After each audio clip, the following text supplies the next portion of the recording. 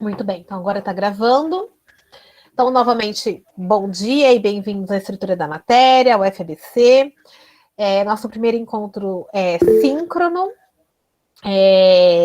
aqui nessa disciplina. Alguns de vocês vieram me perguntar sobre a aula de segunda-feira, né? É uma aula quinzenal e eu optei por não dar, tá? Essa aula, vocês vão ver, vou compartilhar com vocês que essa aula quinzenal, ela é opcional, depende da necessidade, e eu acreditei que essa semana não havia necessidade de chamar vocês para a aula quinzenal. Quando for necessário, eu aviso com antecedência, no mesmo link, enfim, vocês serão notificados, tá bom? Então, não sei se vocês querem começar falando alguma coisa. Eu preparei uma apresentaçãozinha para a gente ter essa primeira conversa, para vocês entenderem um pouco mais sobre mim, um pouco mais sobre o Moodle, a disciplina no Moodle, um pouquinho sobre o projeto, um pouquinho sobre como vai ser a dinâmica das nossas quintas-feiras e também algumas dúvidas que eu recebi por e-mail. Então, alguém quer tirar alguma dúvida antes de eu começar? Quer comentar alguma coisa?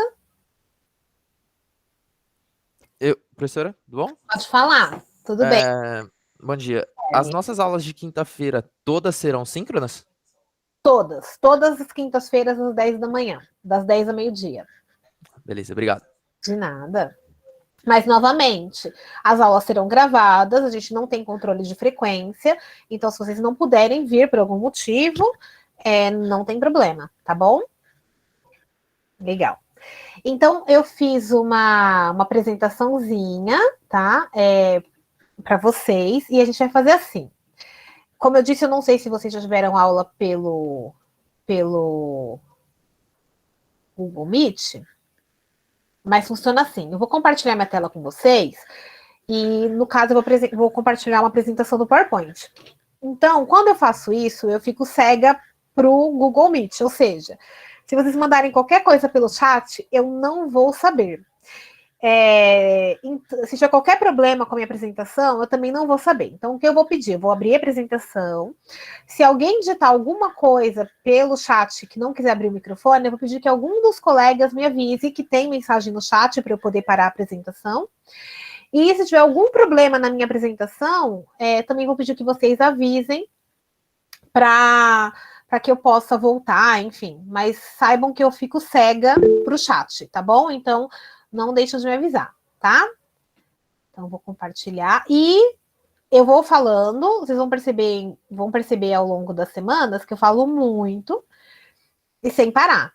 Então, se vocês tiverem qualquer dúvida, vocês precisam me interromper e perguntar, tá bom? Sem problemas, sem formalismos aí. Bem, então eu preparei essa semana, né, uma apresentaçãozinha para vocês sobre a disciplina de estrutura da matéria, tá?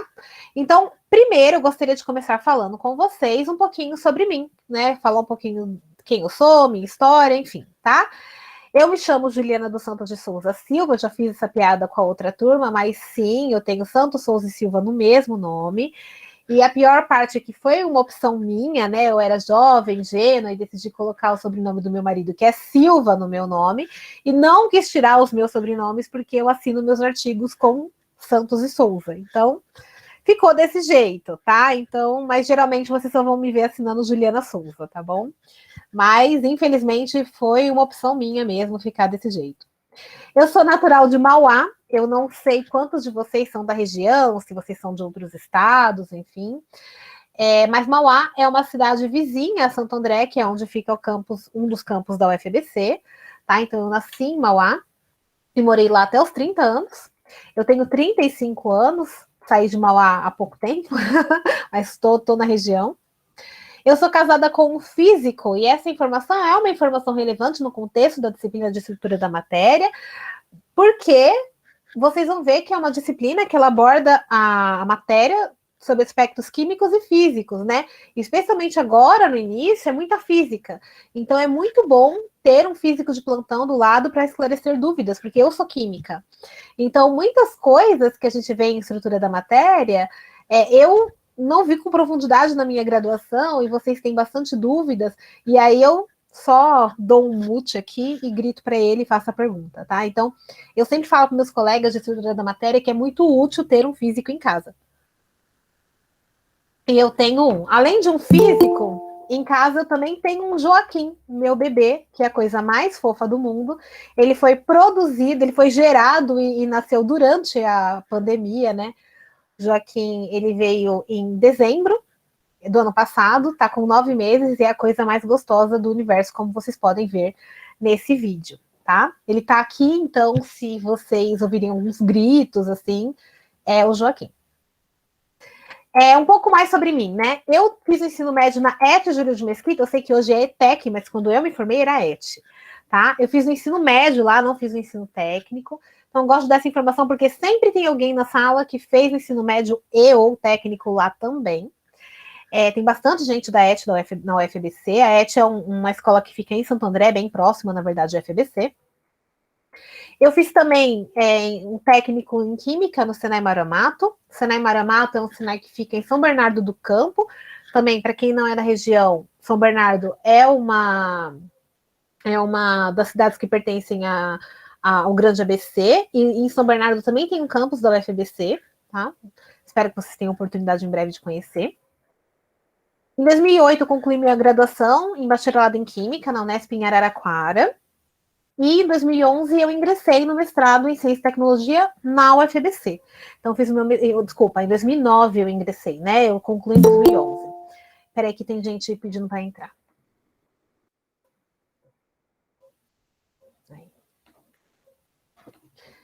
Então, eu fiz o mestrado com o professor, fui orientada pelo professor André Polo.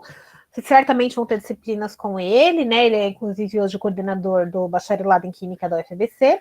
Em 2016, eu concluo meu doutorado em Ciência e Tecnologia. No mestrado, eu trabalhei com compostos de coordenação com o professor André. E no doutorado, eu trabalhei com nanomateriais com o professor Wendel Alves, que também, provavelmente, vocês vão ter alguma disciplina com ele. E em 2016 também eu fiz um pós-doutorado na USP, foi um pós-doutorado muito curto, porque em 2017 eu ingressei como docente no bacharelado em Química da UFBC. Então, eu sou química e meu foco, né, minha área de especialização dentro da química é na área de química inorgânica. Eu até coloquei o link para o Lattes, se vocês tiverem alguma curiosidade de conhecer, mas eu sou orientadora permanente do programa de pós-graduação de Ciência e Tecnologia Química da UFBC, e eu trabalho essencialmente com nanomateriais fotoativos produzidos por micro-ondas.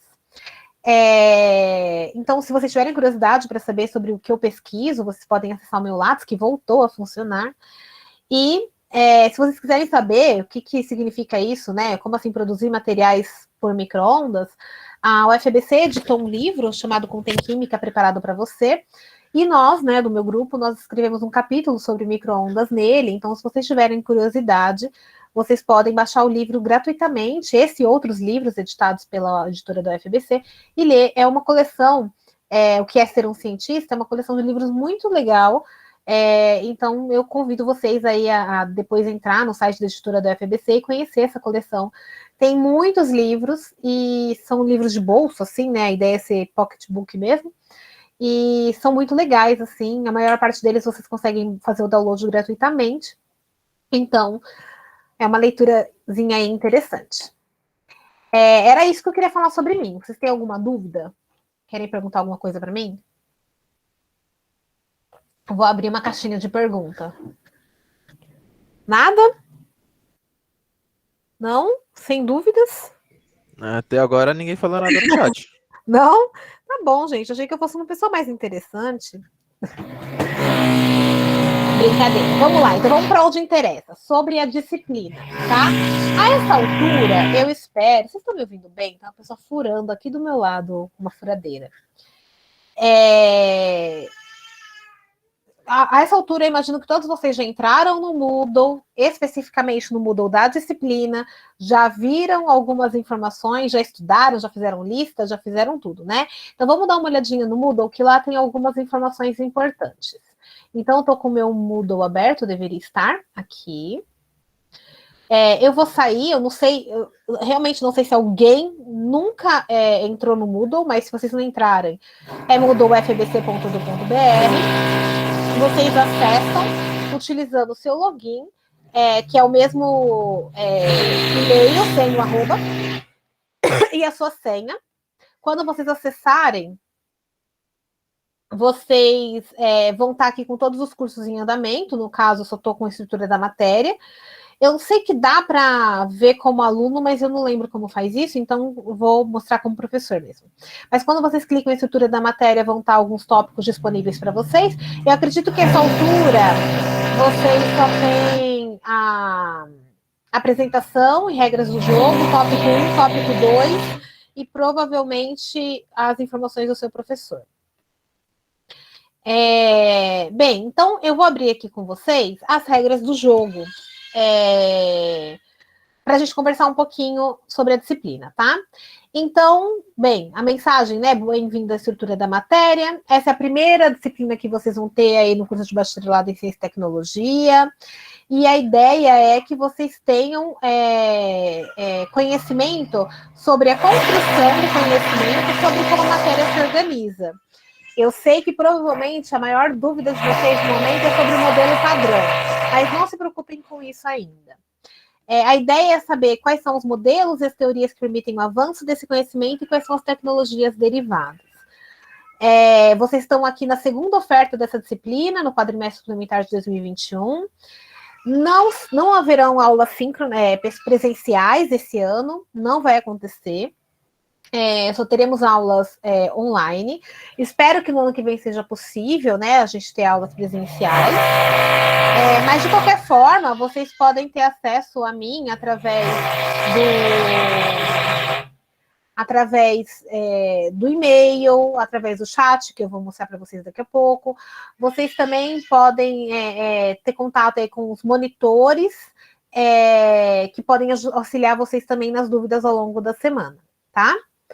É uma disciplina realmente muito interessante, tá? Eu sei que nem todos vocês vão para a área das ciências básicas, química, física, matemática, mas ainda assim é uma disciplina muito interessante do ponto de vista fundamental, tá?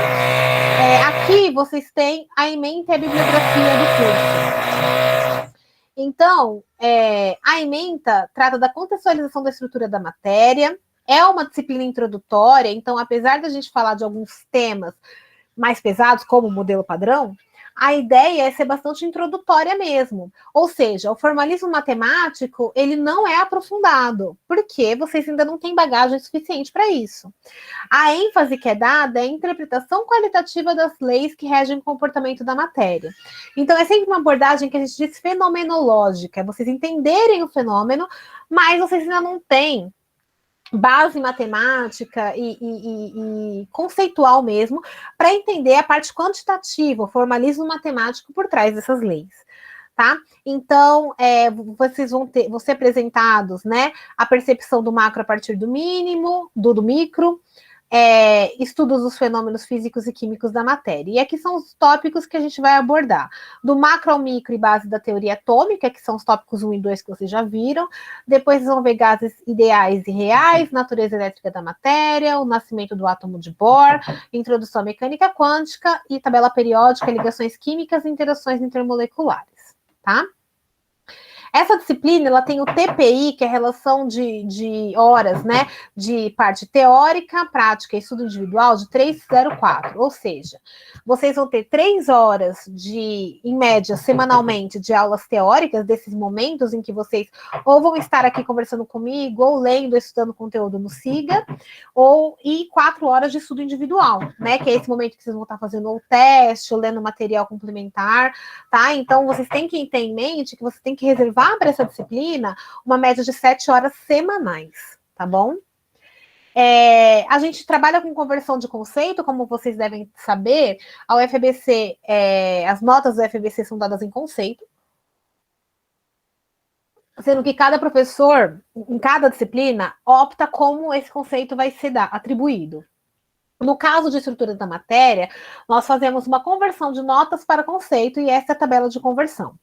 Para ser considerado aprovado, vocês têm que tirar A, B, C ou D, mas eu não recomendo vocês passarem com D numa disciplina, porque com D ou F, vocês podem fazer uma recuperação e melhorar a nota de vocês, tá? Então, essa é a tabelinha de conversão, fiquem atentos a ela, tá? Dá perfeitamente bem para vocês fecharem com uma boa nota nessa disciplina, então dediquem-se bastante, porque vale bastante a pena, tá? A bibliografia recomendada é essa daqui, tá? Porém, esse livro contempla tudo o que vocês vão ver nessa disciplina. De maneira introdutória, mas está tudo aqui. Então, você pode acessar esse livro em PDF, não, mas é online, né? Pelo Minha Biblioteca no Siga. Tem um tutorial aqui, né? Clicando aqui. Mas eu vou mostrar aqui para vocês, eu não sei como é que o Siga aparece para vocês como alunos, mas provavelmente quando vocês entram no Siga, vocês vão ver isso daqui, ó, Minha Biblioteca.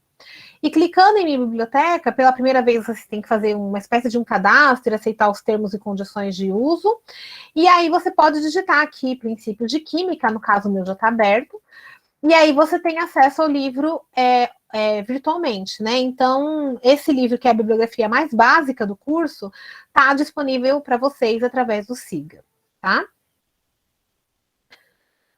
É isso. Alguma dúvida até aqui?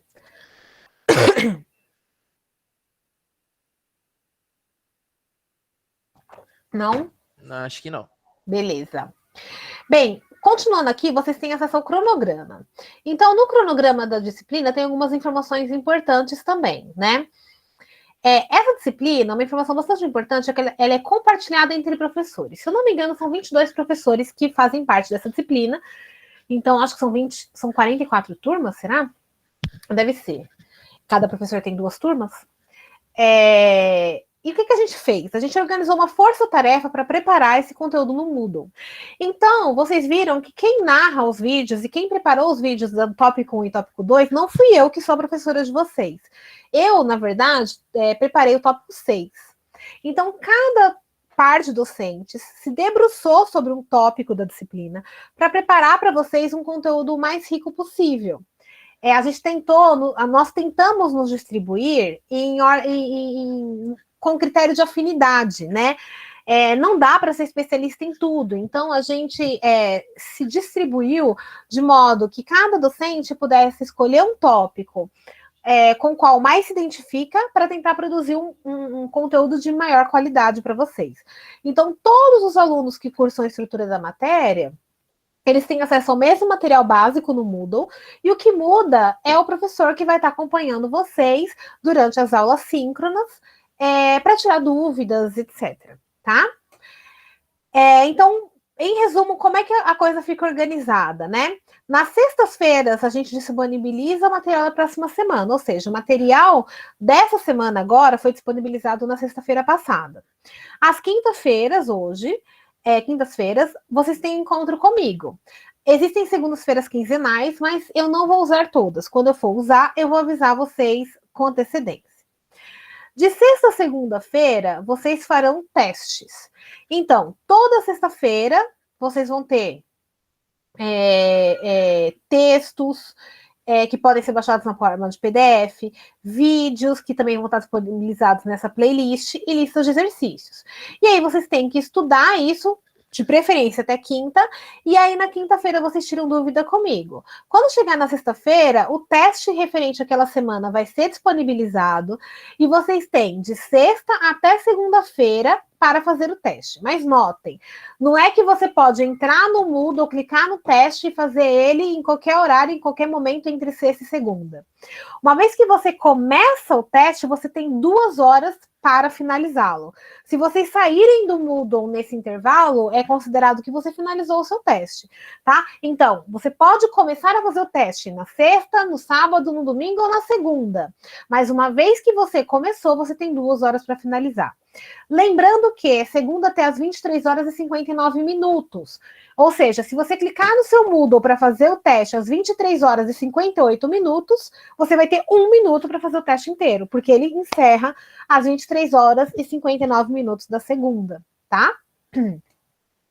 Vocês terão 2 provas, que no caso das provas, vocês vão ter 3 horas para resolver. Também vai ficar... Professora, desculpa. Oi. Rapidinho, teve uma dúvida aqui, Cristiane está perguntando. Se a internet cair, o Moodle também considera que o teste foi entregue por ter saído? Sim, ele considera que foi entregue por ter saído. Então, assim, em casos excepcionais, a gente pode reabrir o teste, tá? Mas se você tiver problemas com a internet, não volta, não adianta, tá? Então, tentem se organizar para fazer esse teste, para não ter problemas. E avisar, professor, ó, minha internet caiu, abre o teste novo para mim? Abro. Agora, se você me avisa isso na segunda-feira à noite, você não vai ter tempo de fazer, entendeu? Por isso que é interessante, apesar de vocês terem até segunda para fazer o teste, não deixar para a última hora. Porque vai que você começa às 10 horas da noite o teste, sua internet cai, eu não tenho tempo de abrir o teste de novo para você, tá? Então aí vocês têm que entrar em contato com o professor quando tiverem questões pontuais assim, tá bom? No caso da prova, vocês têm 3 horas para fazer em vez de 2, tá? E é o mesmo critério, tá bom? Se tiver qualquer mudança de horário, vocês serão informados, tá? Tenham atenção ao cronograma, não deixem a matéria acumular, é bastante coisa, e não deixem de fazer os testes e as provas, porque isso é muito importante aí para a composição da nota. Então, se vocês observarem aqui, vocês vão ver que a nota de vocês ela vai ser composta por 9 testes semanais, que compõem 25% da média, 2 provas que correspondem a 55% da média, e um projeto que corresponde a 20% da média. Então, é bastante coisa, mas é importante não deixar nada passar para que vocês tenham uma boa nota aí no final do curso, tá? Se vocês observarem aqui, a gente tem separado por semana o que vocês vão ver. Então, essa semana que nós estamos, vocês viram o tópico 1 e o tópico 2, que são a teoria atômica, as bases da teoria atômica. Semana que vem, vocês vão ver propriedades dos gases, o tópico 2, depois a natureza elétrica da matéria, depois introdução à mecânica quântica, depois o melhor tópico de todos, modelos atômicos de Rutherford e Bohr. Aí vocês vão fazer uma prova que não vai compreender isso daqui por causa do tempo. A prova começa na quinta-feira e a aula de dúvidas sobre esse cara é na quinta-feira. Então não dá para vocês fazerem uma prova logo na sequência da aula de dúvidas, né? Então por isso que esse tópico 6 só entra na segunda prova. Aí depois vocês têm aplicações da equação de Schrödinger, fiquem calmos, a gente vai ensinar vocês a falarem Schrödinger. Átomos de muitos elétrons na tabela periódica. Ligações químicas 1 e 2, que são os vários modelos de ligações químicas, e interações intermoleculares e materiais, tá? Então, é assim que vai ficar distribuído a disciplina ao longo da semana, tá? Aqui também vocês observam atividade diferente a cada semana. Então, você vai ter um encontro síncrono na quinta-feira, e de maneira síncrona, vocês têm que fazer o formulário diagnóstico, espero que vocês tenham feito, eu tenho que dar uma olhada ainda. Na semana que vem, vocês vão ter o primeiro teste, tem que me mandar a formação das equipes, a gente já vai falar sobre isso. Então, aqui vocês encontram o que tem que ser feito a cada semana. Então, de maneira síncrona tem o encontro, de maneira assíncrona o teste referente ao tópico 4, e vocês têm que entregar o formulário com o tema do projeto escolhido e assim por diante. Então, imprimam aí esse cronograma e vão acompanhando para vocês não perderem nada, porque é bastante coisa. Tá? Peraí que eu fui no lugar errado. Quanto ao projeto, ao longo do quadrimestre, vocês têm que desenvolver um projeto para mim. Esse projeto, ele vai ser realizado em grupo, de 3 a 4 estudantes. Como vocês são muitos, eu prefiro que vocês se organizem em 4. Eu vou disponibilizar para vocês uma lista de temas e tipos de mídia para vocês escolherem. Obviamente que se vocês quiserem fazer alguma coisa fora da minha lista, a gente pode conversar. O objetivo disso daqui é vocês produzirem uma mídia sobre ciência que faça com que o espectador, né, a pessoa que vai ler ou observar, enfim, a pessoa que vai ter acesso ao seu conteúdo, interaja com ele de 5 a 10 minutos. E adquira algum conhecimento a respeito dos tópicos específicos, tá? Os melhores materiais vão ser divulgados em canais da UFABC, como Guia dos Entusiastas da Ciência, que eu convido vocês a conhecerem, e a Web Rádio da UFABC, caso vocês escolham um podcast, né? Por exemplo, ano passado, todo mundo que escolheu podcast, os podcasts foram tocados aí na Web Rádio da UFABC, então também convido vocês a conhecerem, tá? Vocês vão ter e aqui no cronograma, vocês têm os entregáveis do projeto. Então, por exemplo, semana que vem, vocês têm que me entregar as equipes. os componentes do grupo. Na outra semana, o tema que vocês escolheram. Aí depois vocês têm que me entregar o primeiro rascunho do projeto e assim por diante. Cada semana vocês têm uma atividade referente ao projeto para me entregar, tá bom? Vocês têm direito a uma avaliação substitutiva, que é regulamentada, né? Então, se vocês clicarem aqui, vocês vão poder ter acesso à resolução CONCEP, que regulamenta a aplicação das provas substitutivas.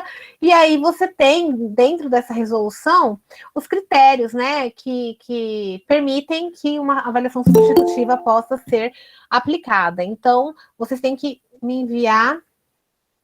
parou. Vocês têm que me enviar o documento comprobatório e aí a gente aplica a substitutiva para vocês. Bem, vocês têm aqui esse link da equipe de professores e monitores. Tem um vídeo meu, mas não está lá por alguma razão, vou pedir para colocar. E aí vocês podem ter um pouquinho de acesso, conhecer um pouquinho melhor os professores de vocês, que infelizmente não são esses, tá? E aqui, esse é um videozinho tutorial sobre o Moodle e sobre a disciplina que eu também convido vocês a assistirem.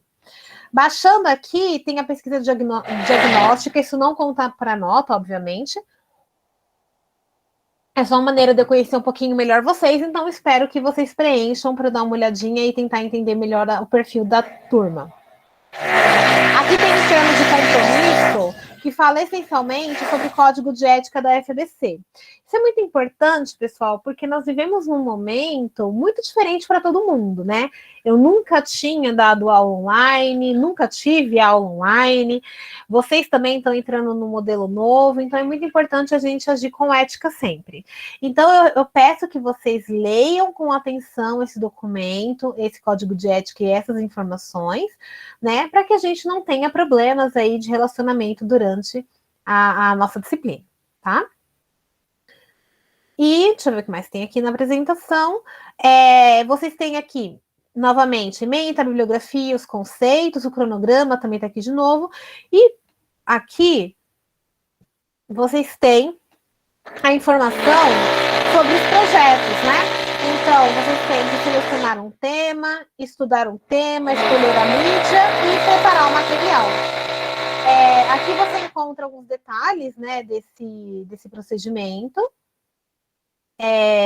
que pode te ajudar, por exemplo, a pensar em como fazer isso, né? Então, também convido vocês a lerem isso. E aqui esse link está mais voltado para que tipo de mídia que você pode utilizar para produzir o seu material. Tem aqui alguns aplicativos úteis. Aqui no site da Anatel você também encontra alguns aplicativos úteis para produzir material. Lembrando que o tempo de interação médio é de 5 a 10 minutos, tá? Aqui tem alguns videozinhos, né, que foram produzidos por outros alunos, que são bem legais, então você pode utilizar como inspiração. Tá bom? E aqui outras dicas, né, para quadrinho, blog, instruções para podcast. E se vocês tiverem alguma dúvida também, se eu puder ajudá-los, assim, eu sou meio perdida com questão de tecnologia, mas o que eu puder ajudar, eu ajudo vocês. Tudo bem? Alguma dúvida até aí? Ô, Pro, dos grupos que a gente tem que montar para os trabalhos, a gente que monta, desculpa, ou vai ser de forma aleatória? Vocês que montam, tá? A outra sala, eles criaram um chat, a outra turma para qual eu dou aula, eles criaram um chat no WhatsApp para incluir toda a turma, para eles poderem ir conversando e formando os grupos. Eu vou conversar, só para adiantar, só para adiantar, como vocês não se conhecem, né? Então, só ir aqui. Teoricamente, o nosso cronograma para os projetos é esse. Até o dia 24/9, vocês têm que formar a equipe para mim. E no dia 1/10, escolher o tema. Só que eu acho meio complicado, como vocês não se conhecem, talvez seja interessante vocês formarem grupos por afinidade de tema. Então, eu vou colocar no Siga para vocês os temas, né, um banco de temas, e aí vocês poderiam formar um grupo no WhatsApp ou alguma coisa assim, e formarem um grupo com base em afinidade por tema. Tá bom? Então, é uma sugestão que eu dou, mas é liberado aí. Vocês escolhem o grupo. A única coisa que não pode é fazer grupo entre turmas. o grupo tem que ser dentro dessa turma, tá bom? Então, aqui, só para voltar um pouquinho, vocês têm um atendimento extra classe. Então, além desse momento síncrono às quintas-feiras, às quartas-feiras, das 14 às 15h30, eu vou estar no chat do Moodle tirando dúvidas de quem quiser aparecer, tá? Então, se vocês virem aqui, ó, vou mostrar para vocês. Vocês vão clicar em informações do seu professor, aí vocês vão descer até achar meu nome. Juliana, tá vendo? Viu? Só assino Juliana de Souza. E aí, você clica aqui, ó, atendimento extra classe, e entra no site, no chat, e aí a gente vai conversar às quartas-feiras, às 14 horas até às 15h30. Tá bom? Então, esse é o canal para nosso atendimento extra classe. Outra coisa importante é que vocês também têm monitores, tá? Se vocês clicarem aqui na monitoria, vocês têm os horários de cada monitor e o canal para vocês conseguirem conversar com eles. Então, às vezes, se você não consegue ir no atendimento na hora que eu combinei, você talvez consiga sanar suas dúvidas aqui com os monitores nesses dias específicos, tá bom? Então, novamente, vocês vão lá em regras, apresentação e regras do jogo, e aqui tem aquela tabelinha das monitorias que eu acabei de mostrar, tá bom? Beleza? E aí, então, novamente, sobre o projeto, né? Vocês têm esses prazos que são chave que vocês têm que se atentar, que no dia 24/10 eu quero a formação das equipes, e para isso eu vou colocar no Siga um formulário, o link para o formulário do Google Docs, tá? Então, como é que vai ser? Eu vou mandar o formulário do Google Docs, que vocês vão preencher com o nome e o RA de cada componente do grupo. Se vocês não conseguirem formar o grupo, vocês vão preencher o formulário apenas com seu nome e RA, que assim eu vou saber quem é que está sem grupo. Aí eu vou fornecer também uma lista com os possíveis temas através do Siga, e aí vocês podem utilizar a lista de temas para formar um grupo, tá? E aí eu quero isso, né, até o dia 24, como está aqui, né? Tudo bem?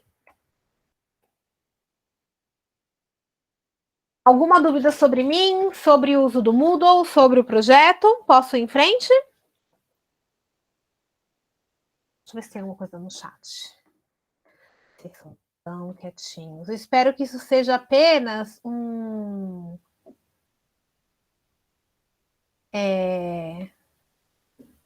timidez momentânea. Deixa eu ver. Ai, meu Deus. Realmente, meu filho é muito fofo, gente. Vocês têm razão. Thiago, esse livro é uma série de livros que tem muitos temas interessantes. Realmente, a série Contém Química é muito legal.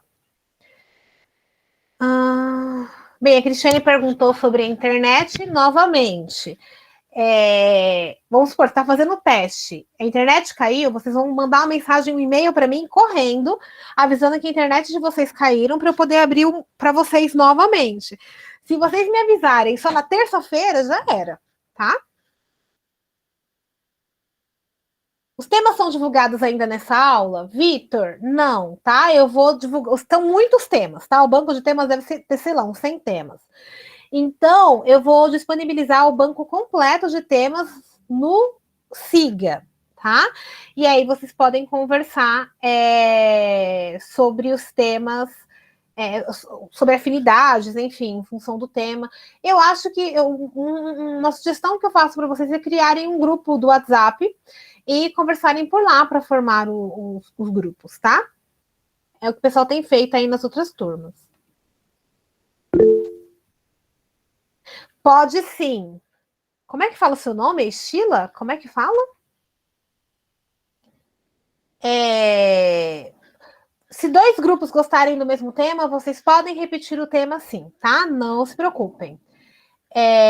A Ana Beatriz está perguntando se alguém tem grupo ou não tem grupo ainda.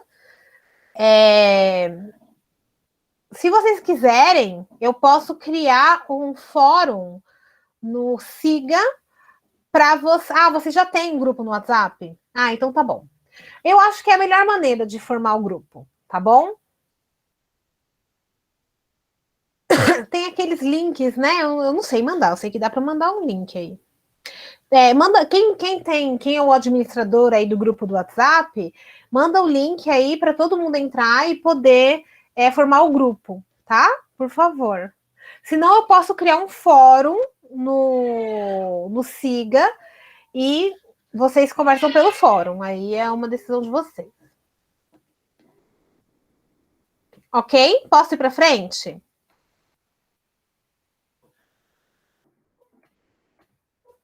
Se alguém falou não. Beleza. Bem, então vamos falar um pouquinho sobre o tópico da semana, tá? O que eu quero falar com vocês?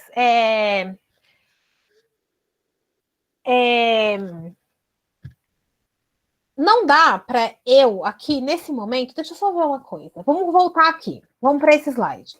Sobre a dinâmica da semana. Não dá para eu, durante a aula síncrona, ler os textos com vocês, assistir os vídeos e comentar com vocês, ou dar uma aula formal para vocês.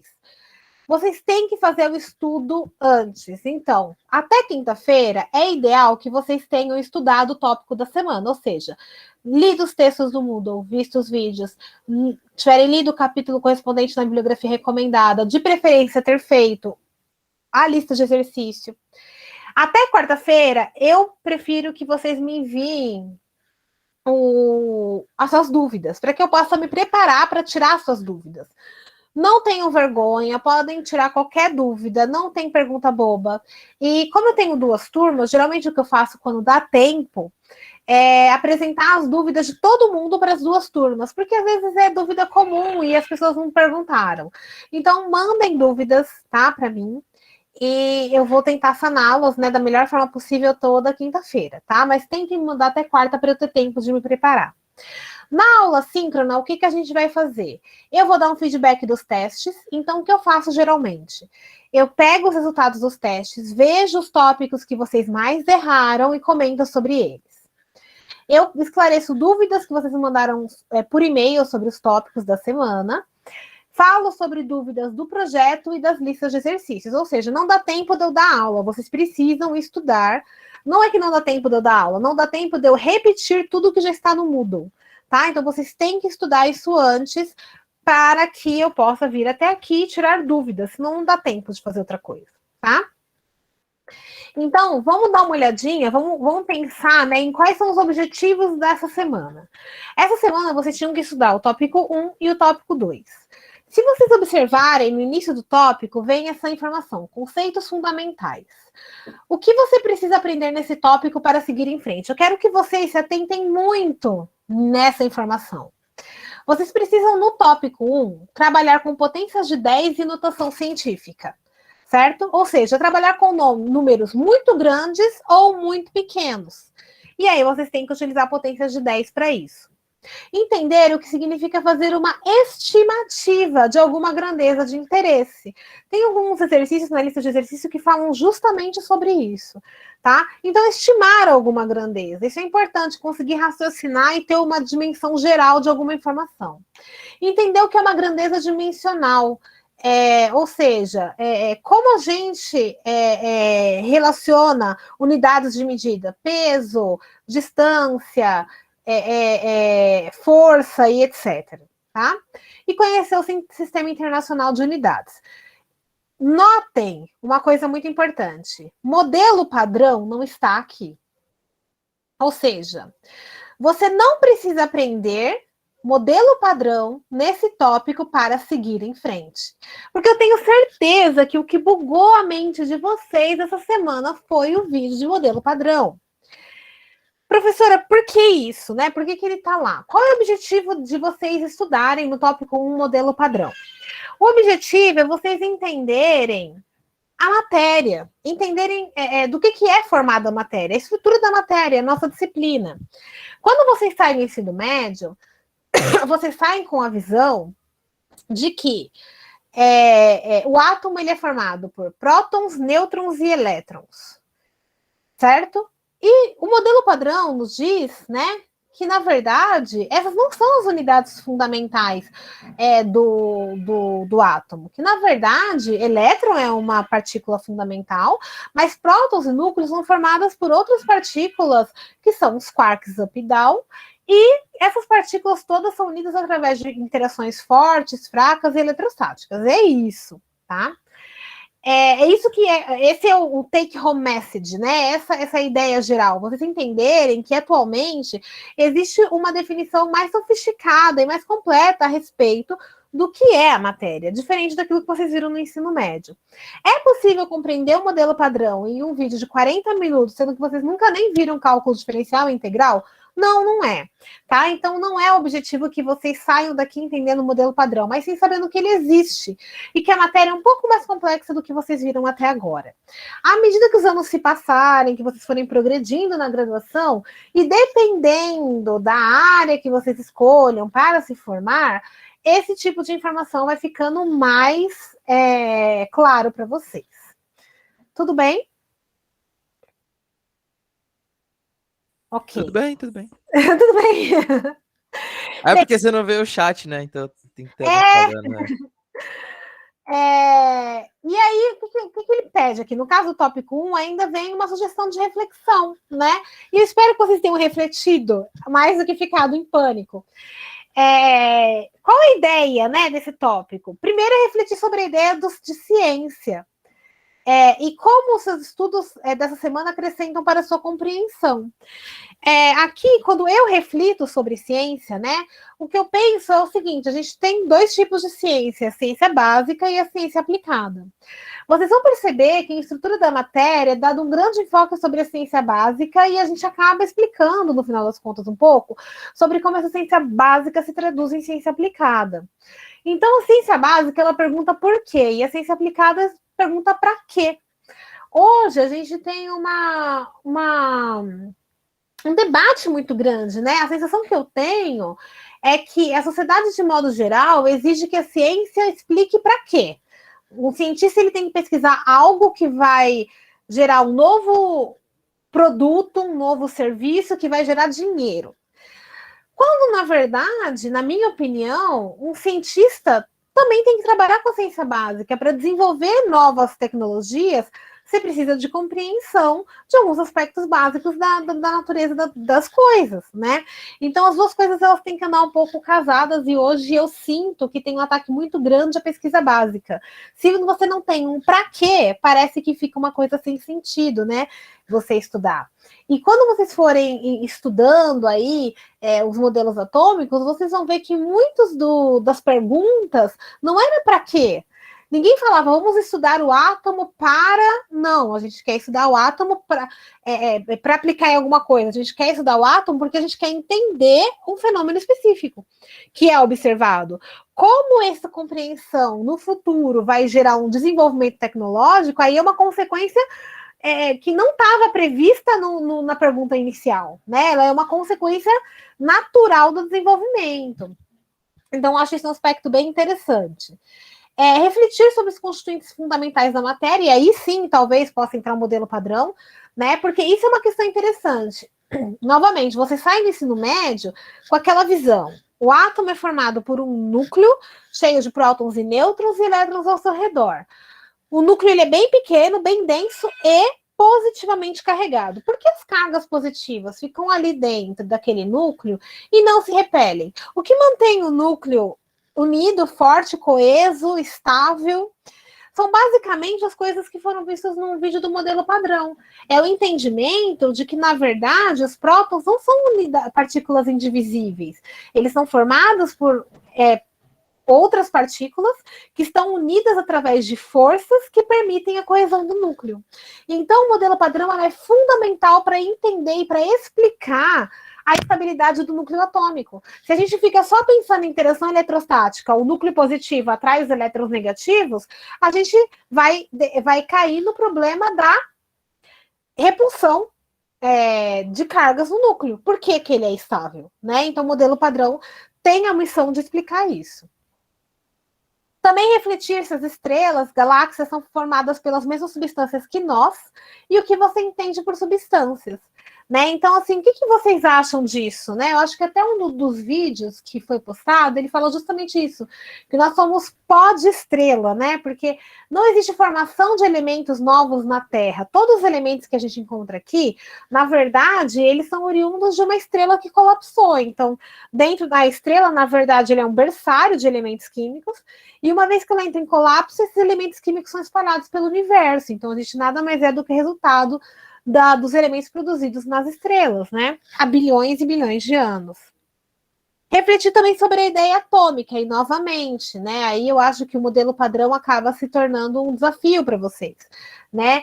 O que são aqueles tantos de quarks, bósons, o que são aquelas partículas todas, né? Eu vou conversar com você um pouquinho mais sobre isso daqui a pouco. Sobre o tópico 2, né, os conceitos fundamentais que vocês têm que aprender, conhecer ou recordar os conceitos de estrutura da matéria, né, ou seja, a matéria, como foi o desenvolvimento da matéria, desde a teoria dos 5 elementos, modelo de Dalton, etc. As principais diferenças, né, entre os modelos apresentados, a origem e o modelo atômico de Dalton e as leis ponderais. Às vezes vocês podem até ficar se perguntando o seguinte: por que eu estudo o modelo de Dalton, que considera que o átomo é uma bola indivisível, se a gente sabe que essa não é a verdade? Basicamente, porque o modelo de Dalton, ela explica as leis ponderais, ela explica a relação em massa, em quantidade de matéria, entre as espécies que formam uma substância química. Ou seja, você não precisa de mecânica quântica, de física quântica, para entender que um átomo de oxigênio se junta com 2 de hidrogênio, formando uma molécula de água. Você pode, nesse cenário, para explicar essa formação, entender o átomo sim como uma bolinha de bilhar.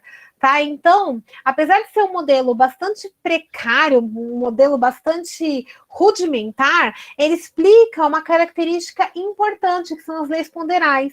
Então, a gente tem que ser inteligente. Você não precisa usar uma tecnologia sofisticada para entender certas coisas. Nesse caso, o modelo de Dalton nos basta. Então, por isso que a gente vê isso nesse momento. E aí, alguma dúvida até aqui? Vocês querem perguntar alguma coisa do tópico 1, do tópico 2?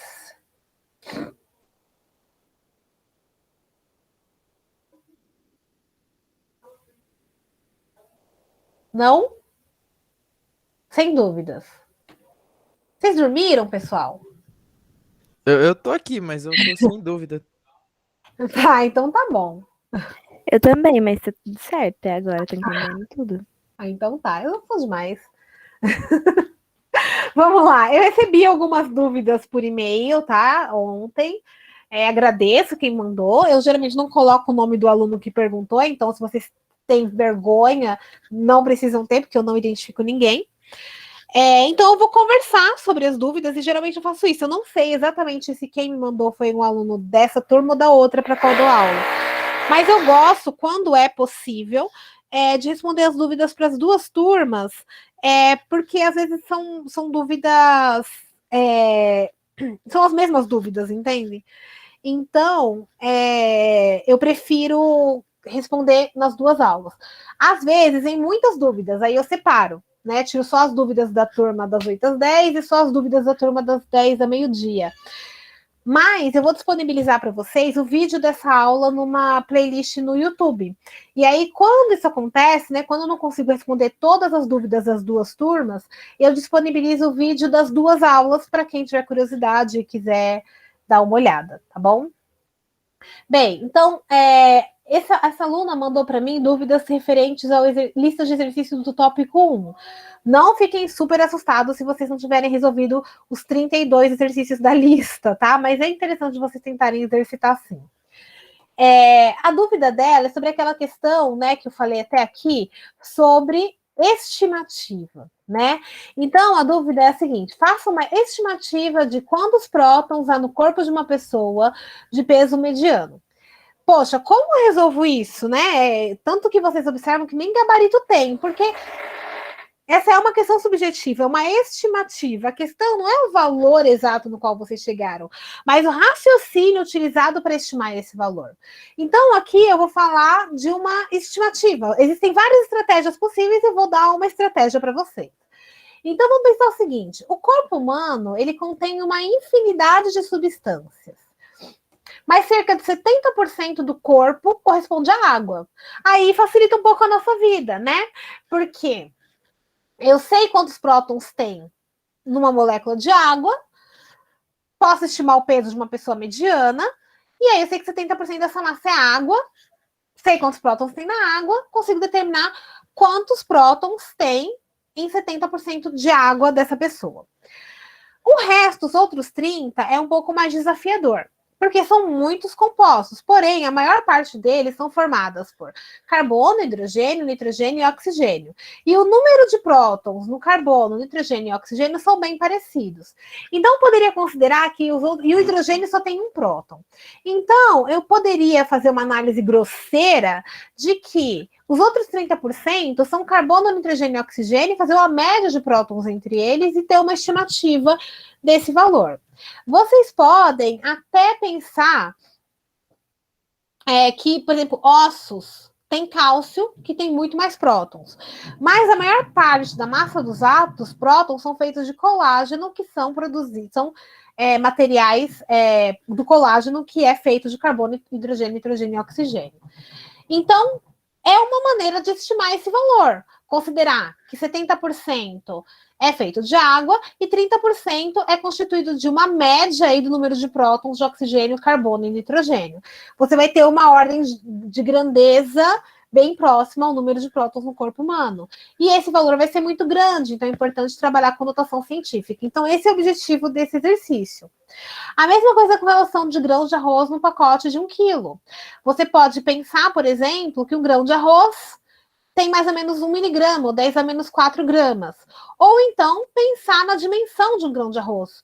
Um grão de arroz tem mais ou menos, é um cilindro, pode ser aproximado ao formato de um cilindro, que tem 5 centímetros de, meio centímetro de comprimento e 1 milímetro de raio, e aí determinar mais ou menos o volume do cilindro.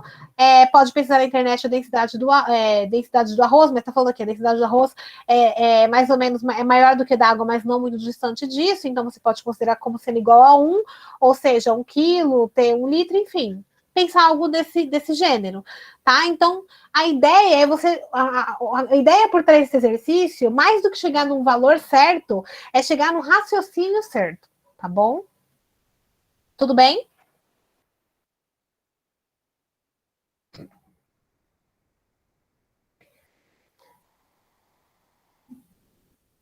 Tudo belezinha. Tá, aqui beleza. Bem, o outro exercício que ficou com dúvida, né, que mandaram dúvida, é sobre o desenho utilizado para esse exercício. Então, a ideia desse exercício é que seja feito um desenho com base na teoria cinético-molecular. A teoria cinético-molecular, vocês vão ver mais para frente, mas a ideia geral dela é que ela se baseia no grau de movimentação molecular associada a cada estado físico. Então, quando você tem uma espécie sólida, as moléculas estão bem próximas umas das outras e tem baixa mobilidade em relação a um ponto médio. Quando elas estão em estado líquido, elas têm mais mobilidade, são menos próximas umas às outras. E no estado gasoso, elas estão bem desordenadas, bem dispersas e praticamente não se encontram. Então, essa é a ideia, tá? Então, ele pede aqui, primeiro, para fazer um desenho considerando a amostra do ferro sólido, de átomos de ferro. Lembrando que ele fala para utilizar, vocês vão utilizar a teoria que vocês têm no momento, que é a teoria de Dalton, ou seja, eu posso imaginar que átomos de ferro são bolinhas de bilhar. Então, é o que ele faz aqui. Ele ordena várias bolinhas, mostrando que o átomo de ferro, na verdade, seria constituído por átomos que estão intimamente conectados um em relação aos outros e ordenadinhos ali, né, sem muita mobilidade. Depois ele fala para a água líquida, que é constituída de moléculas de H2O. Então, eu posso pensar no modelo de Dalton também, o oxigênio uma bolinha, cada hidrogênio uma bolinha, e só tenho que lembrar que no caso de uma água líquida, essas moléculas estão dispersas, sem ter um contato próximo uma em relação às outras. Vapor de água, a mesma coisa, o que muda é que agora as moléculas elas estão ainda mais dispersas, com uma conexão ainda menor, tá? uma mistura homogênea de nitrogênio e água, então a água eu poderia representar dessa forma e o nitrogênio por duas bolinhas equivalentes, né, o N2. Então a ideia aqui é só você mostrar que quando eu tenho dois gases misturados, essa mistura vai ser bem homogênea, né? Você não vai ter regiões contendo um átomo, só uma molécula e só outra. Na verdade, isso daqui vai estar bem homogeneamente disperso e bastante distância entre as moléculas. Depois ele fala uma mistura heterogênea contendo água líquida e alumínio sólido. Então, nesse caso, eu tenho os átomos de alumínio organizadinhos lá, igual ferro, contendo uma fase. E a outra fase é a água líquida, né? Que está separadinha e dispersa aqui, como a água é líquida, né? Como um líquido é. E uma mistura homogênea de cobre e zinco.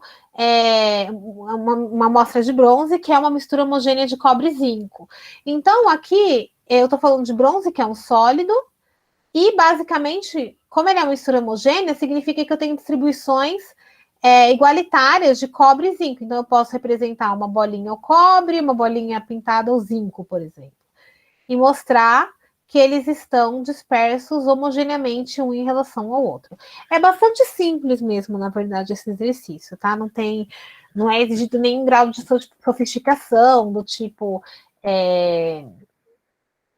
mostrar que uma estrutura tridimensional, coisa assim, isso é completamente desnecessário, tá? Deixa eu ver aqui se alguém mandou. Ok? Deixa eu ver se alguém perguntou alguma coisa. Não, tá.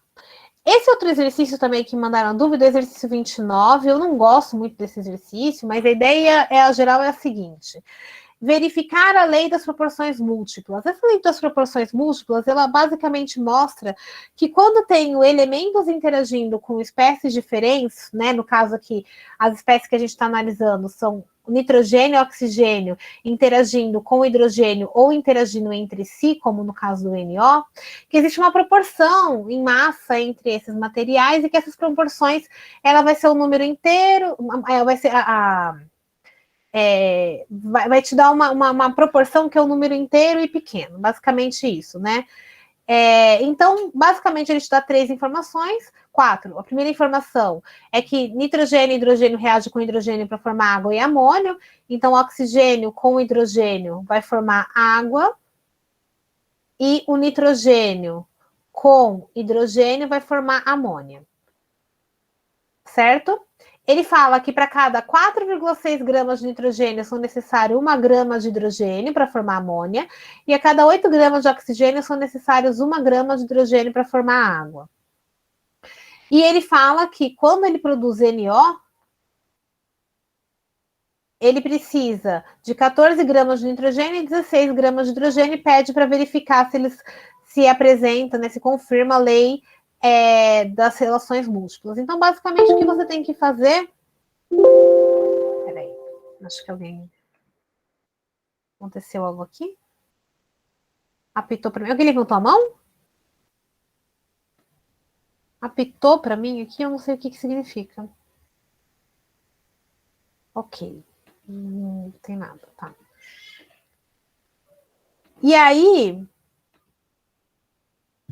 basicamente, que a sugestão, né, de resolução é você fazer a relação entre o nitrogênio e o oxigênio na amônia e na água, chegando a essa proporção, e a relação entre o nitrogênio e o oxigênio no NO, formando essa relação. A razão entre eles é me dar uma proporção de 2/3, que é o número inteiro, pequeno, enfim, a proporção entre eles. É basicamente isso, mas eu acho um exercício muito... É um exercício muito subjetivo, na verdade, mas, enfim, a ideia geral dele é essa. E o último exercício, que no caso o aluno que me mandou, ele cometeu um erro aí na resolução, mas a ideia é a seguinte: é o último exercício da lista 2, que fala que o módulo lunar usa a erosina 50 como combustível e tetróxido de nitrogênio como oxidante. A erosina constitui de 50% em massa de hidrazina e 50% de massa de metilhidrazina, e a reação, a combustão dessas duas espécies forma água. A ideia é sabendo que a água só é formada nessa reação, saber quanta água é produzida na queima de 2,2 kg de aerosina.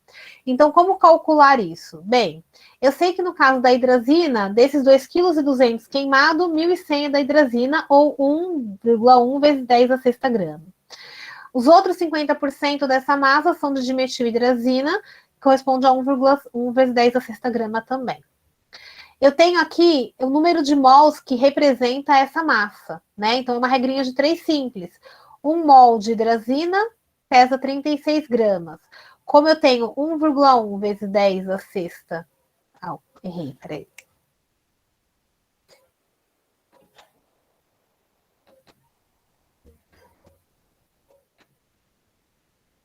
Paga? Aqui na coluna errada. Como eu tenho 1,1 vezes 10 a sexta grama, eu encontro o número de mols correspondente, que deu 3,4 vezes 10 a quarta. A mesma coisa para dimetilhidrazina, eu encontro 1,8 vezes 10 a quarta mol, né? Eu sei que a hidrazina reage formando água, 1 mol de hidrazina forma 4 mols de água. Se eu tenho 3,4 mols de hidrazina, eu vou formar 3,8 vezes 10 a quarta mol de água. No caso da dimetilhidrazina, eu sei que 1 mol dela forma 4 mols de água, de acordo com essa reação aqui.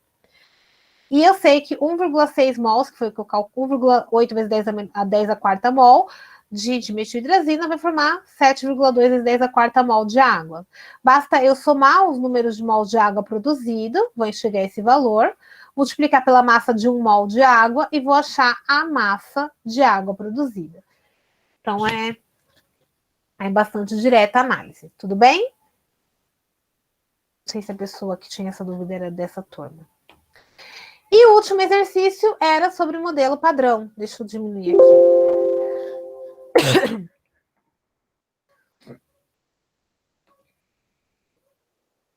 Eu tenho certeza que vocês têm mais dúvidas, mas enfim, foi a única dúvida do modelo padrão que chegou para mim, tá?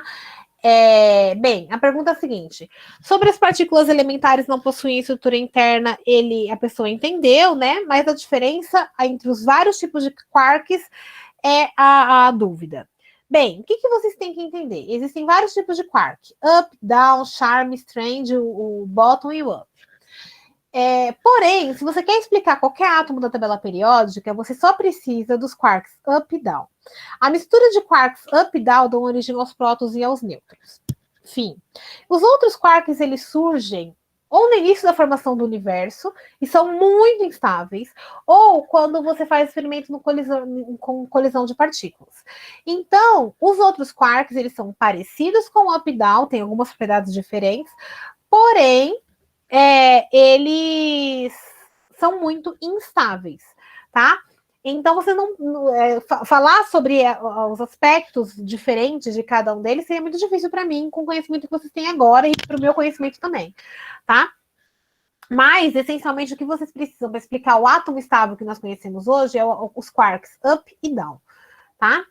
Outra dúvida que ele tem sobre as partículas mediadoras que são responsáveis pelas interações. Eu acho que esse é um grande problema também do modelo padrão para a gente, porque até hoje, até esse momento, eu tenho certeza que vocês enxergam que uma interação, ela é algo, é uma sensação, não tem uma conexão, como se fosse uma corda que amarrasse. E, na verdade, o que o modelo padrão mostra é que toda interação está associada a uma partícula. Existe uma partícula que media a interação. Não é como se fosse uma atração sem conexão. Existe uma conexão. E a conexão é dada por uma partícula, podendo ela ser fótons, gluons, partículas W e Z e os gravitrons. Então, na verdade, o que o modelo padrão mostra é que você sempre tem uma partícula mediadora de força, seja ela uma força eletromagnética, uma força forte, uma força fraca ou uma força gravitacional, tá? E aí, a questão que gerou aqui então, quando você fala de força fraca, são aquelas forças. Por que ela é chamada de fraca? Porque ela é fraca. Quando você mede a energia necessária para romper essa força, é pouca. E isso é importante porque ela permite, por exemplo, que os átomos decaiam em outros elementos. E quando eu falo de força forte, ela recebe esse nome porque ela é forte, porque a energia necessária para romper essa interação é muito grande. E ela tem que ser assim porque é ela que justifica, por exemplo, aquela tal da estabilidade dos núcleos atômicos, que, embora serem positivamente carregados, não sofrem repulsão, ou a repulsão não faz com que eles entrem em colapso. Tá? E aí a dúvida que eu acho que deve ser a maior dúvida de vocês é a questão daquela tal de carga de cor. O que tem essa cor, né? Então eu vou explicar um pouquinho para vocês. Antes disso, eu vou deixar para vocês lá no Siga esses links para os 2 vídeos. Esse vídeo aqui é um vídeo da Universidade da Química. É um canal que eu gosto bastante. E esse outro vídeo é um vídeo recomendado por um aluno da turma da manhã, que é de um canal de um outro cara, esqueci o nome do cara agora, mas que o pessoal assiste e falou que é bem legal. E esses 2 vídeos, eles falam sobre o modelo padrão de uma maneira bastante simplificada. Então, quem tiver bastante curiosidade sobre o tema, eu recomendo que leiam esses vídeos também. Vejam esses vídeos. Essa figura aqui foi retirada de um artigo da Revista Brasileira de Ensino de Física, que eu também vou compartilhar com vocês. Então, quem tiver mais curiosidade para entender um pouquinho melhor o modelo padrão, pode dar uma olhada nesse material. Agora, lembre-se do seguinte: o modelo padrão é um modelo matemático, tá? Ou seja, vocês precisam de um pouquinho mais de base de física e matemática para conseguir entender, porque uma coisa que é muito difícil de explicar é que algumas propriedades do átomo, elas surgem quando você faz o modelo, entende? E na hora que você está traçando um modelo matemático, de repente surge uma constante. E essa constante, ou esse vetor, ou essa resultante, recebe um nome, e aí você fala, tá, mas o que é isso, né? Como é que eu associo isso com o meu cotidiano? Nem sempre é trivial. Então, por isso que é difícil. Um exemplo mais clássico dessa dificuldade é o spin do elétron. É um exemplo bom. Quando você fala o que é spin do elétron, aí você fala, o elétron é uma bolinha que está girando ao redor do núcleo e gira ao redor dele mesmo. Vem na sua mente imediatamente o modelo planetário, né? É como se o núcleo fosse o Sol, o elétron fosse a Terra. A Terra gira ao redor do Sol e gira ao redor dela mesma, né? Mas não é assim. Vocês vão ver mais pra frente que o elétron, ele é uma onda também. Ela não é uma bolinha esférica, uma esferinha que fica girando ao redor do núcleo e dela mesma. Então, o que é o spin? O spin, ele é uma propriedade que surge quando você traça o modelo atômico, utilizando o modelo, a mecânica ondulatória, surge um vetor spin. Esse vetor é quantizado, vocês vão entender isso mais para frente. E nessa quantização, esse modelo ele pode assumir 2 valores possíveis, esse vetor, mais meio ou menos meio. Então, não é trivial traçar um parâmetro, um paralelo com algo que vocês veem no seu dia a dia. Então, por isso que essa falta de base matemática para vocês, às vezes dificulta a compreensão de alguns fenômenos, tá? E o modelo padrão é uma dessas coisas. Outra coisa que eu também tenho que confessar é que o modelo padrão é um desafio gigante para mim. Todo ano eu tenho que falar do modelo padrão e todo ano eu fico totalmente desconfortável com isso. Por quê? Eu sou química. E nós químicos, o meu marido é físico, como eu disse para vocês, ele diz uma coisa que eu acho muito interessante. Ele diz assim, que tem 3 tipos de pessoas que entendem muito bem mecânica quântica. Aquelas que não viram mecânica quântica, aquelas que não entenderam nada, na verdade, acham que entenderam tudo, e os gênios. Eu não sou genial, assim, né? Eu acho que eu entendi um pouco, mas enfim. Eu acho que eu me enquadro no primeiro tipo, aquela que não viu mecânica quântica, porque eu, como química, a gente vê a mecânica quântica com uma abordagem mais fenomenológica e menos matemática. Então, o meu conhecimento a respeito da mecânica quântica para no átomo de hidrogênio. Professora, como assim um átomo de hidrogênio? Um próton, um elétron, qual é a dificuldade? Entendam, tem muitas dificuldades, tá? O átomo de hidrogênio é o átomo mais simples, mas ainda carrega uma complexidade gigante para você entender o modelo por trás dele. Meu marido, que é o físico, né, que eu falei que era importante ter um em casa, quando eu mandei essas dúvidas para ele, né, eu falei, como eu respondo meu aluno sobre isso? Aí ele respondeu assim para mim, eu não manjo de modelo padrão. Você fica, poxa, mas ele não é físico? Entenda que dentro de uma área do conhecimento existem várias subdivisões. Por exemplo, eu sou química, mas se você fizer para mim uma pergunta sobre bioquímica, dependendo do grau de especificidade da pergunta, eu vou ter dificuldade, porque apesar de química, eu sou uma química inorgânica, eu me especializei na área inorgânica da química. Eu não sei tudo sobre química com profundidade. Meu marido é físico, ele não entende tudo sobre física com profundidade. Ele especificamente trabalha com biofísica. Então, existem várias especificidades. Se vocês quiserem entender algo como modelo padrão com profundidade, você precisa escolher um curso como física e não cursar física de qualquer jeito. Você precisa levar a sua graduação de modo em que esse tipo de questão seja abordada com mais profundidade, tá? Tudo bem?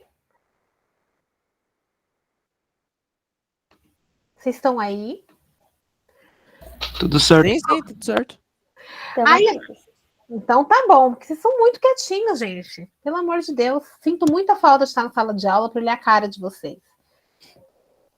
Então, eu só queria falar um pouquinho, então, sobre a questão das cargas de cor lá, da tal da história das cores, que é o que gera mais dúvidas de vocês. Cadê? Tá. É o seguinte. O que é essa tal de carga de cor? Tá? Eu vou tentar explicar de uma maneira que eu entendo e espero que vocês consigam entender também. Quando a gente pensa em carga, a gente pensa o seguinte. Positivo atrai negativo, negativo repele negativo, positivo repele positivo. Então, vocês sempre pensam em carga do ponto de vista de carga eletrostática, de carga elétrica. Quando a gente está falando de carga e relacionando isso com interações fortes, não é a mesma carga positiva e negativa. É um outro tipo de carga que surge novamente quando a gente detalha matematicamente esse modelo. Uma maneira de entender isso de uma maneira lúdica, com aspas muito, muito, muito, muito grandes, é utilizar essa teoria das cores. Então, ao invés da gente pensar em cargas como positiva e negativa, né, positiva e negativa, a gente entende as cargas como cores. Então, os quarks, eles podem ter 3 cargas: carga azul, carga vermelha e carga verde, tá? Tentem dissociar de carga mais ou menos. É azul, vermelha ou verde. É um outro tipo de carga que ele surge aí quando a gente traça o modelo. Quando a gente mistura as cargas azuis, vermelha e verde, a gente tem a carga branca. Quando a gente mistura azul com verde, a gente tem essa cor cian, que é uma cor anti ou oposta ao vermelho. E quando eu misturo vermelho com cian, eu também tenho branco. Quando eu misturo o azul com o vermelho, eu tenho essa cor lilás aqui, que é anti-verde. E quando eu misturo o verde com essa cor lilás, também dá branco. Quando eu misturo o vermelho com o verde, dá amarelo, e que é o anti-azul. E quando eu misturo azul com amarelo, dá branco. Então, quando eu penso em interações do tipo forte, se eu quero que a partícula resultante tenha carga neutra, eu preciso que o somatório das cores dê branco. Então, eu posso misturar, dependendo da partícula que eu estou formando, 2 ou 3 quarks. Se eu misturo, e os quarks, vamos pensar quarks up e down, que podem ter as 3 cores, ou todas essas cores, na verdade. Se eu misturo um quark azul com um quark vermelho com um quark verde, o resultante das cargas é branco, ou seja, eu tenho uma partícula neutra. Eu posso também, por exemplo, misturar um quark azul com um quark amarelo, que é o anti-azul. São 2 quarks, um azul e um amarelo. E o resultante é branco, ou seja, eu tenho uma partícula neutra. Então, toda vez que eu faço esse tipo de combinação e a cor resultante é branco, significa que, do ponto de vista de carga, a partícula é neutra. E se der diferente de branco, significa que ela tem uma carga residual diferente da neutralidade. É isso que quer dizer essa questão das cargas e das cores quando eu falo de interação forte. Então, o neutro, ele é neutro do ponto de vista dessas cargas, tá? Tudo bem? Essa foi a dúvida que foi apresentada para mim na turma das 8 às 10. Essa era uma dúvida de vocês também? Bru, posso fazer uma pergunta? Pode. Tipo, o branco, ele assume neutralidade. Qualquer uma das outras cores tem alguma carga específica? É essa carga que eu tô falando, é porque você... Não é mentira não, Larissa. É porque assim, Augusto, é que quando você tá falando de carga, você tá pensando em mais ou menos, tá? Qualquer coisa que não dê branco tem carga, mas não é essa carga mais e menos que você tá pensando. É a carga verde, ou a carga vermelha, ou a carga cian, ou a carga magenta, entendeu? Não é mais As ou cores, menos. professora, as cores então são tipo mais para exemplificar essas cargas, não necessariamente que é uma carga específica, mas para diferenciar uma carga da outra. Exato. Ah, tá. Mas é para diferenciar isso de carga mais e menos. É uma outra carga que surge com o modelo. Se você digitar, quer ver? Só. O nome dessa teoria. Você pode digitar na Wikipédia. Eu sei que é terrível falar para vocês digitarem na Wikipédia, mas é só para vocês terem dimensão da complexidade da coisa. A teoria se chama cromodinâmica quântica. E aí, você vai na Wikipédia, que é uma fonte bastante simples, e você pode entender, e você vai ver que você precisa já de uma base matemática muito complexa, que vocês ainda não têm, né? Então, só digita no Google, cromodinâmica quântica, tá?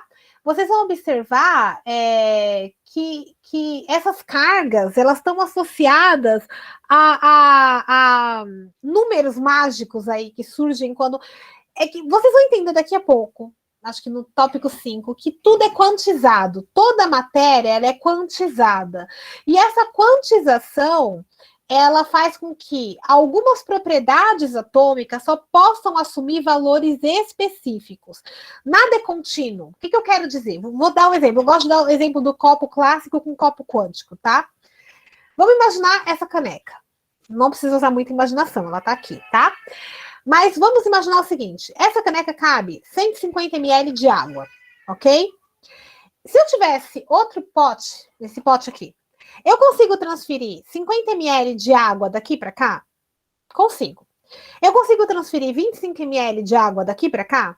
Consigo. Eu consigo transferir meio ml de água daqui para cá? Consigo.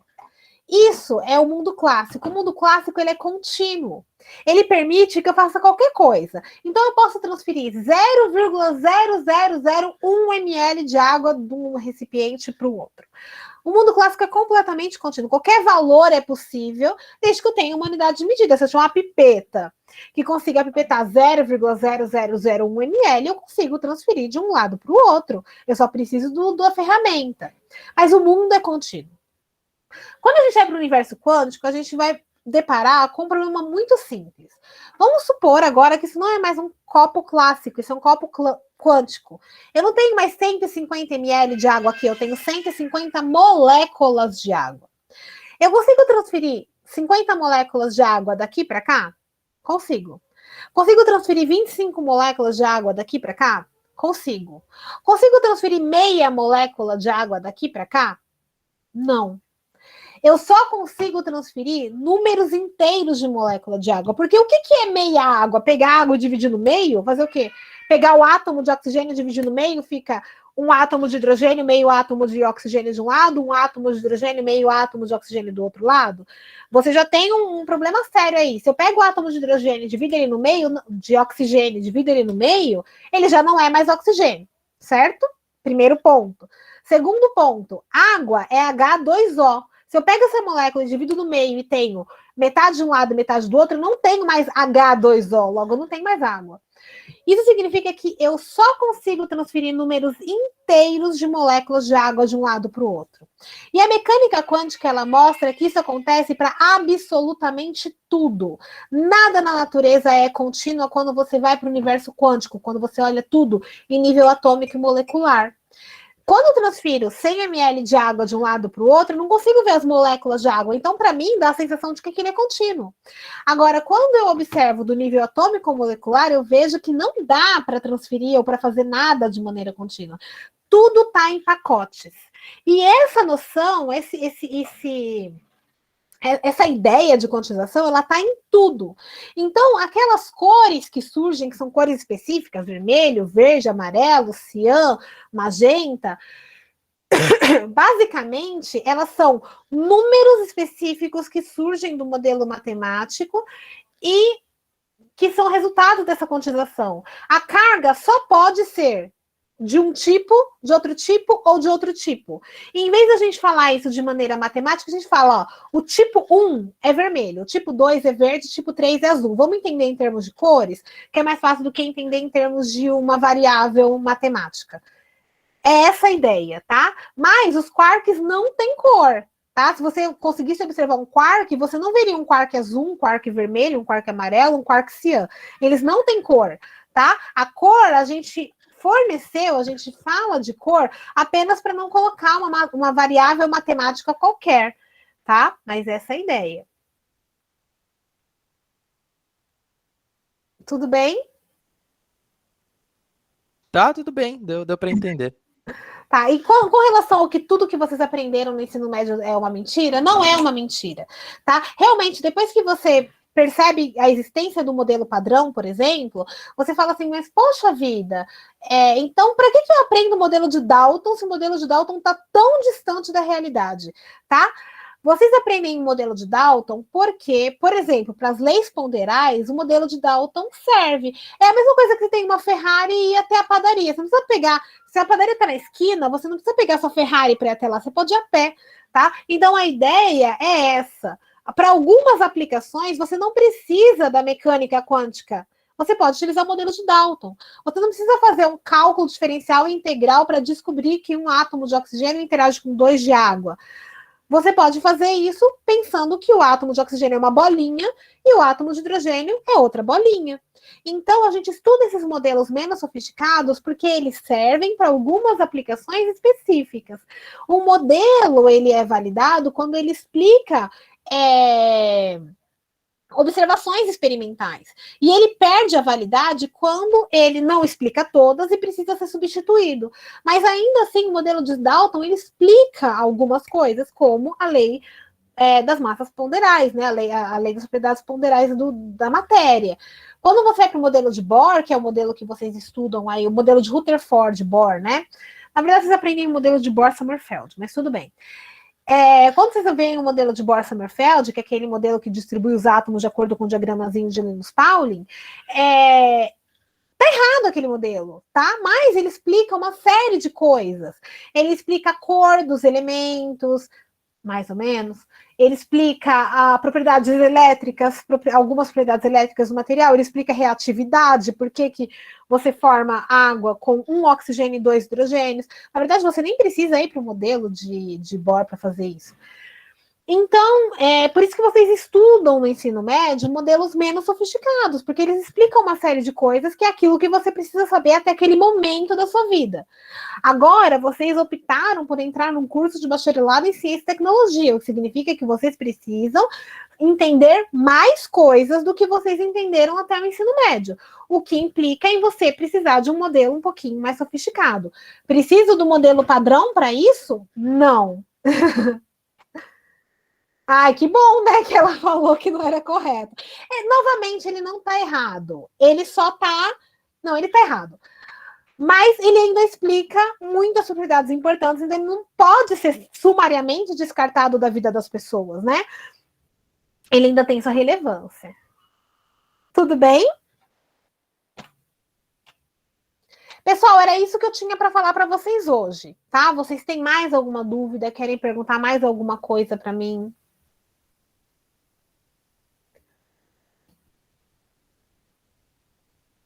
Muito obrigada, Thiago.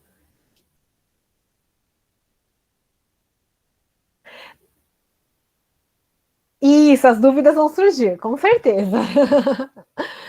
Muito obrigada, pessoal. Espero que vocês curtam bastante até o final do curso. Então, eu vou fazer o seguinte, eu vou interromper a gravação, já que não tem mais dúvidas. Tá tentando digerir, Cristiane? Calma, vai devagar, vai devagar.